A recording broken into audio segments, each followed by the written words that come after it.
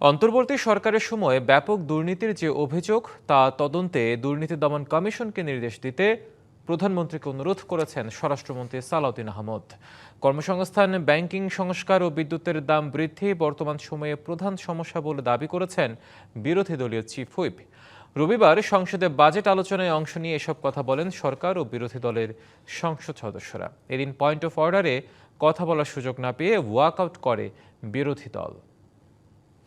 বর্গ বাজেটের উপর অব্যাহত আলোচনায় 2026-27 অর্থ বছরের প্রস্তাবিত বাজেটের উপর আলোচনায় সরকার ও বিরোধী দলীয় সদস্যদের বক্তব্যে রবিবার সরব ছিল জাতীয় সংসদ। যত বড় বাজেট হোক না কেন, সবচেয়ে বড় সমস্যা দুর্নীতি, দুর্নীতি এবং দুর্নীতি। আলোচনায় অংশ নিয়ে জামাতে ইসলামীকে নিষিদ্ধ করার দাবির সমালোচনা করেন দলটির সংসদ সদস্যরা। ধরলে আমরা নিষিদ্ধ হয়ে গেলাম, এই শূন্যস্থান পূরণ করবে কে? আপনারা কি একাই দেশ চালাবেন?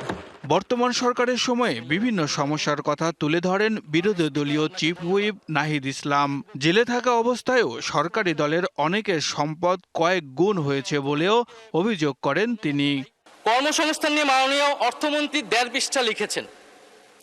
আরো কয়েক পৃষ্ঠা লিখলে আমরা বুঝতে পারতাম যে তিনি কর্মসংস্থানকে আরো বেশি গুরুত্ব দিচ্ছেন। মাননীয় স্পিকার, যারা ঋণ খেলাপি ছিল, যারা দেশের টাকা লুট করেছে, বিদেশে পাচার করেছে, আর যারা গণহত্যা করেছে, তাদের অপরাধ আমি খুব ভিন্ন কিছু দেখি না মাননীয় স্পিকার। দুইটাকে সমান অপরাধী হিসেবে আমি দেখি।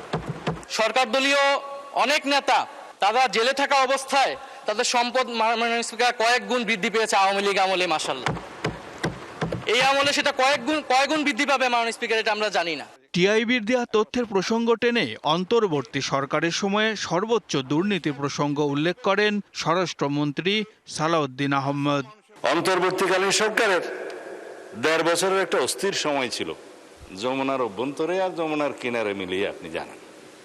আমরা দেখেছি যারা আজকে করাপশনের জন্য হিসাব নিতে বলছেন এবং ব্যবস্থা নিতে বলছেন, ফরেন লোনের কথা বলছেন।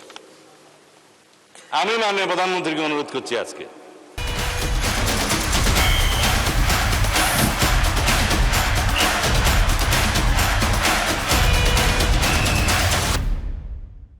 ইন্টারিম গভর্নমেন্টের 18 মাসের সকল কিছুর জন্য আপনি দুর্নীতি দমন কমিশনকে নির্দেশ দেন।